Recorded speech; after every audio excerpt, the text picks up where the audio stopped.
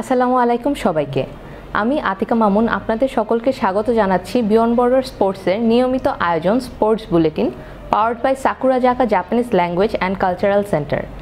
চলুন দেখে নিই আজকের স্পোর্টস আপডেট। সিপিএলে গায়ানার বিপক্ষে 4 উইকেটে জয় পেয়েছে অ্যান্টিগা, যেখানে 28 রানে 1 উইকেট নেন সাকিব আল হাসান।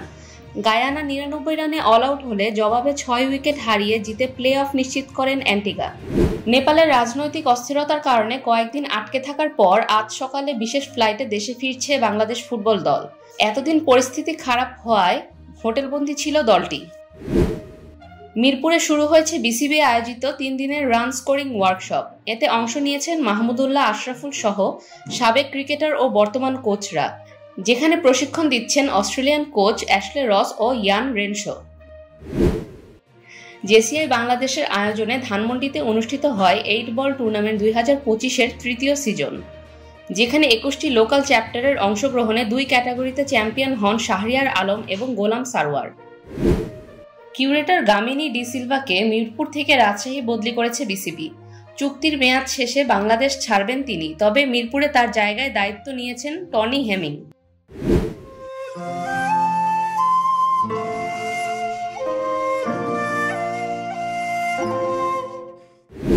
টি-20 এশিয়া কাপে ভারতের বিপক্ষে মাত্র 57 রানে অল আউট হয়ে দ্বিতীয় সর্বনিম্ন দলীয় স্কোর করেছে সংযুক্ত আরব আমিরাত।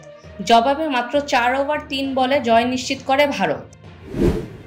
ইউএস ওপেনে টেনিস ইতিহাসে সবচেয়ে বেশি প্রাইজ মানি জিতে রেকর্ড করলেন 2 তারকা খেলোয়াড় আরিনা সাবালেঙ্কা ও কার্লোস আলকারাজ। তারা পেয়েছেন 50 লাখ মার্কিন ডলার করে, যা বাংলাদেশি মুদ্রায় প্রায় 61 কোটি টাকা। এশিয়া কাপে ভারত পাকিস্তান ম্যাচ বাতিলের আবেদন করে সুপ্রিম কোর্টে পিটিশন জমা দিয়েছে 4 আইন শিক্ষার্থী।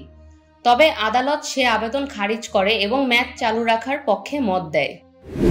ম্যানচেস্টার ইউনাইটেড ছাড়ার পর জার্মানির ক্লাব ভলসবুর্গে যোগ দিয়েছেন ডেনমার্কের ফুটবলার ক্রিস্টিয়ান এরিকসেন। সেখানে 2 বছরের চুক্তিতে 2027 সাল পর্যন্ত খেলবেন 33 বছর বয়সী এই মিডফিল্ডার। বিশ্বকাপ বাছাইয়ের শেষ ম্যাচে 1-0 গোলে ইকুয়েডরের কাছে হেরে গেছে আর্জেন্টিনা। এছাড়া লাল কার্ড ও বিতর্কিত পেনাল্টিতে গোল হজম করে আর্জেন্টিনা। তবে এই ম্যাচে হারলেও আগেই বিশ্বকাপ নিশ্চিত করেছে দলটি। এই ছিল আমার হাতে থাকা সর্বশেষ স্পোর্টস আপডেট। পরবর্তী স্পোর্টস আপডেট দেখার আমন্ত্রণ জানিয়ে বিদায় নিচ্ছি আমি আতিকা।